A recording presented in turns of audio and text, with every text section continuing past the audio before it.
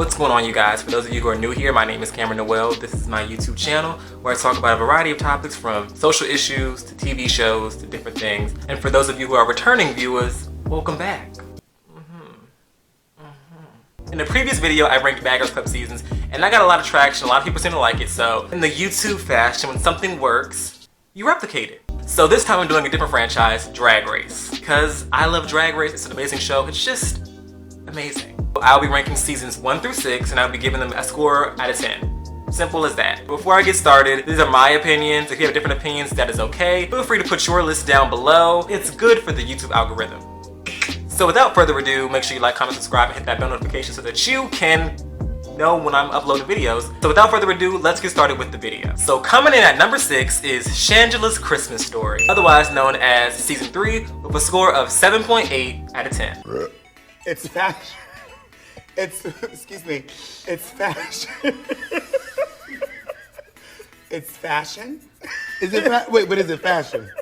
Season 3 is a really great season, but it's one of those seasons where you can really tell that Drag Race is a produced show. And that's mainly with the push storyline of Shangela. Throughout the whole season, Shangela is basically put as an underdog who's unpolished, doesn't have great runways, her nipples keep popping out. Shangela's also super confrontational, so that's kind of a thing. And while I love Shangela and she's great, season 3 Shangela was not ready for the competition. So throughout the season it's very obvious that Ru is keeping Shangela because Shangela's a returning queen and he wants her to do well and he believes in her, and that in turn makes it kind of annoying because it's like, well, if she's not up to par, you gotta send her away. Is anybody else seeing the 5 o'clock shadow consistently?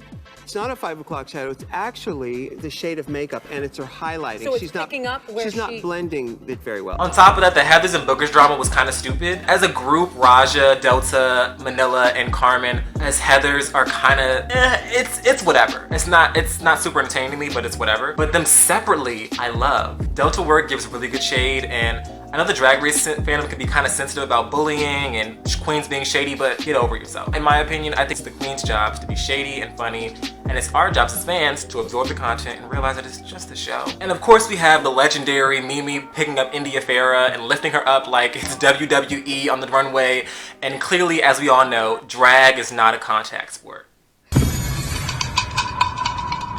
And then we have other great queens like Stacey Lane Matthews being fabulous Henny. We have Yara Sofia, who was slept on heavily in the competition. And then we have Alexis Mateo. Bam! The only negative things I have about the season is, well, one, they slept on Yara Sofia. There's too many design challenges. Ru has put so many design challenges in season 3. I honestly think that season 3 is probably like the hardest season with all the design challenges, like sewing so much. And then on top of that, Shangela and Raj's dynamic kind of can be a little bit too much. It's like, yes, Shangela is not, up to par for the competition, but Raja being so hateful and hating her so much is kind of like, well, dang, I kind of got to root for Shangela because she's trying. And while Raj is really good, Raj is also very cocky and dismissive, and sometimes it's not a cute look. Sometimes it's cute and funny, sometimes it's not a good look. Coming in at number 5, it is Fifi O'Hara and the House of Haunt, also known as season 4, with a score of 8.3 out of 10. You cannot mention season 4 without mentioning the iconic rivalry that is Fifi O'Hara versus Sharon Needles, which was entertaining, which was pretty entertaining.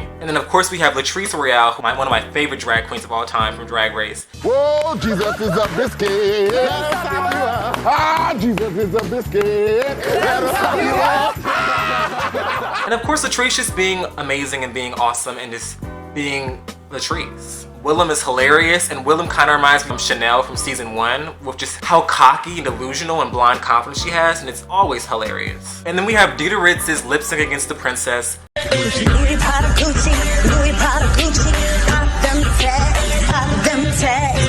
know some high class bougie chicks, this after a day on some movie. Got them black cars. And that is by far one of the greatest lip sync in Drag Race history. It's just so freaking amazing. Dita just kills it. Love season 4. The only thing that really drags down season 4 is, one, it was the worst Snatch Game ever. Kenya Michaels assassinated Beyonce's character. Kenya embarrassed Beyonce. Kenya Michaels put the knife in Beyonce's back, and Asia O'Hara twisted it. And then other than that, I think for as far as season 4, the runways were really inconsistent. Like, Sharon always brought it, Chad Michaels always brought it, and Kenya Michaels occasionally, you know, brought it. And there were some good, not to say there were some bad runways, but there were a lot of misses for me as far as runway goes for season 4. Otherwise, this was a great season. Coming in at number 4 is Mystique's Endless Summer. I mean, Tyra Sanchez, the Atomic Drag Queen. Also known as season 2 with a score of 8.6 out of 10. Season 2 holds a lot of dear nostalgia in my heart because season 2 was the first season that I ever watched. And I got introduced to Drag Race through it. And the drama was amazing. Like, amazing. And it was so refreshing to see. And while I do know that James, formerly known as Tyra Sanchez, has since retired from drag, on season 2, Tyra was really hilarious. And I wouldn't say Tyra herself was super funny, but the fact that everybody hated her so much and she just kept killing the competition was really refreshing to see. I mean, that bridal runway. What are the judges not seeing on the main stage that we need to know? Tatiana? I don't think that you're seeing that Tyra is a complete bitch. Excellent. And then you also have Raven being extremely bitter and rude, which is sometimes like, okay, Raven, you're a little bit too hateful, but then other times it's like she's so hatefully delusional that it's hilarious. All of you guys think that I'm like nothing. I would never say that. Her interview was her look was her book cover was her trying to launch and sell her book to the judges was I would never say that.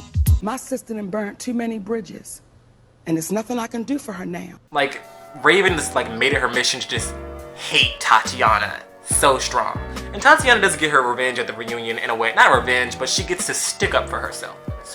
And then again, we have another queen being slept on, Pandora Box, who should have gotten the Snatch Game win. And then again, we have another queen being slept on, which is Pandora Box, who probably should have won Snatch Game just because Tati's runway was just...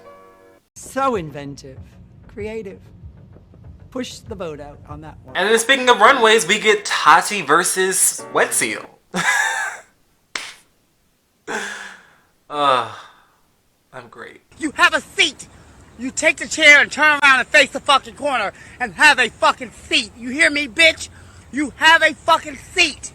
And you better understand, you better take a seat. And coming in at number 3, we have Vaseline on a Camera Lens, a Rebecca Glasscock production, also known as Season 1. The score of 8.8 out of 10. So Season 1 of Drag Race, where it all began. I love Season 1. I finished watching it like 2 days ago. It's great. It's amazing. Yes, it's a Season 1 filter. We all make jokes about it. The show has made jokes about it. RuPaul has made jokes about it. But it's a great season. It's an easy watch. It's only 9 episodes because it's only 9 queens. And the thing that I love about Drag Race Season 1 is that it's so clear that RuPaul really cares about the queens. Like nowadays RuPaul, like, I mean, I guess she kind of cares, but it's kind of like, you know, we're on Season 12, RuPaul's, you know, been there, done that, seen that, you know, he's seen it all. He's seen all these different queens. But like Season 1 with the original 9 queens on the first season, it's so clear that RuPaul really cares about them. And like, when they get eliminated, like, you really feel sad because there's so few of them. You get to know them all, you get to love them all, and you don't want them to go home. Well, the majority of people wanted Rebecca to go home, but I enjoyed Rebecca Glasscock. I was personally happy that I got to stare at her for 9 episodes straight. She's beautiful, she's gorgeous, in and out of drag. The other highlights is Akasha being the fabulous lip sync assassin and breaking the dawn. I mean, Tammy Brown didn't try that lip sync, but Akasha killed it. And then of course you have wonderful Nina Flowers and Ongina giving us androgynous realness with their drag. And of course, you know, Drag Race made the best woman win. Of course, they're not gonna appreciate androgyny. I loved it. I think it was great. I think drag should be gender bent as much as possible, but I get it's a format of the show. They want women, they want men dressed as women, so I understand. And then we have Chanel carrying all of Season 1's shade on her back, and it's fabulous. And Chanel just saying everything that we're thinking about. Like, Chanel just carrying the entire shade of the season. Season 1 has a lot of shade, but by far, the best part of Season 1 is the reunion. Who believes that Rebecca should not have been in the top 3? Show of hands. Where all the shade just comes out. The queens come for the judges, and the queens come for Rebecca Glasscock. It's literally everyone versus Rebecca Glasscock. Great to watch. And of course, Tammy Brown's legendary argument with RuPaul. It's not because you forgot that you were amazing. If you take on someone else's negativity, it's because, goddammit, you forgot it. You forgot you're fabulous. Don't blame me for that. That's your responsibility. Use your mouth. Season 1's really high up there for me, the first early seasons. It's a great season. And Rue needs to bring more Season 1 girls back on All Stars and in cameo appearances because they need to be exposed to the newer Drag Race fans now that Drag Race is a global phenomenon and reap the benefits because they are the ones who started it all. Coming up at number 2 is 50 Shades of Same, a Bianca Del Rio story, also known as Season 6, with a score of 9 out of 10. Hands down, Season 6 has the best lip syncs ever, and I could name all of them. Darian Lake versus Ben de la Creme's rounds 1 and 2. We have Jocelyn Fox versus Laganja. Trinity K. Bonet versus... what was that girl's name? Trinity K. Bonet versus April Carrion. Adore Delano versus Trinity K. Bonet. Like, the lip syncs on Season 6 were just phenomenal. And of course we have Bianca Del Rio being fabulous and being the most shady queen to ever grace a show, but also having the talent and the skill to back it up. I like Drag Race when it feels like anyone can win. But here on Season 6, it's so obvious that Bianca's gonna win. Like, Bianca just kills the competition. Like, they're just not touching her. She just goes in and just wins it. Like, I guarantee you can ask any fan that's seen Season 6 and they will tell you that Bianca Del Rio deserved the win and earned the win and earned the crown. And then I thought that Trinity K. Bonet's storyline was really great about her, you know, being insecure and coming out of her shell and trying to work harder and always ending up at the bottom 2 and having to be a lip sync assassin. She had a really nice arc and a really nice growth arc. Ooh, so that's why she had a really nice growth on the show and I really enjoyed it. Of course, there's Jocelyn Fox, you know, want every episode, so gotta love that. Darian Lake and Ben de la Creme's little rivalry was really funny. Like, I'm real. Yeah, real hateful. Last but not least, you cannot talk about Season 6 without mentioning Laganja Estranja, who is both entertaining and cringy at the same time. Like, there's moments when Laganja is like, okay girl, like, stop talking. But then it's also like, keep talking.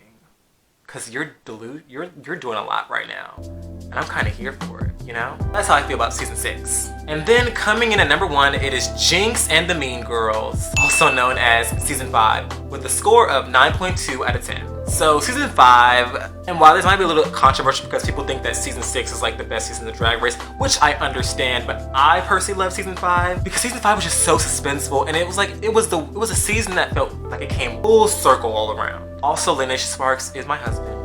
Love him. You know, Jinx versus the Relaska Talks was like really entertaining and it was really suspenseful and it was so nice to see. Seeing someone who is so talented just get put down and keep fighting and fighting and fighting. Although while they were kind of like, you know, being rude to Jinx and dismissing her and like making her feel like an outcast and making her feel bad, she was never the underdog because she was always killing the competition. She was so talented. Like, she wasn't an underdog in the sense that she was, you know, worse than the other queens or worse off. Like, Season 3 Shangela is an underdog.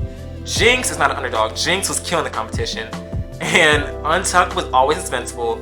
I will say the Coco and Lalissa thing, it kind of got old after a while. It's like, come on, you guys. Like, either you guys are going to be friends or not be friends, but like, stop talking about it. Stop arguing about it. Like, move on. And then Coco on the runway talking about that Alyssa being there, it's really ruining her performance. I was kind of just like, girl, you fabulous, but I need you to get it together because I just don't care. 5 G's, please.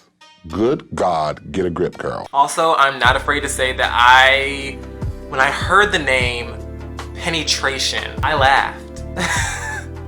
I laughed for a good 5 minutes. Pause the screen and laugh for a good 5 minutes. But honestly, I really liked Season 5 because Season 5 just had great drama, great storylines, and Season 5 was the one thing that just helped me. I was on the edge of my seat. Like, I was the most inactive. I was like clapping, I was yelling at the screen. I was just here for it. Like, Season 5 just really gave me everything I needed. And at the end when Jinx got crowned, spoiler alert, but like, I'll put a spoiler alert somewhere. But it was honestly just great for me. Like, I just loved it. I loved it. And I thought it was a great season. It was my favorite to watch. So with that being said, that is my ranking of all the Drag Race seasons 1 through 6. Ooh, excuse me. Once again, this is my opinion. If you don't agree, that's okay. Put it down below. It's good for the algorithm. It's get this video to more places. I appreciate you guys for tuning in. If this video does good and you want me to do more, please comment down below. Like, comment, share this. And I will do the other later seasons of Drag Race because I love Drag Race and we all love Drag Race. And if you're here, you must obviously love Drag Race. So, period. With that being said, make sure you like, comment, and subscribe. Share this video. Help me get this channel out there. And I will see you in the next video.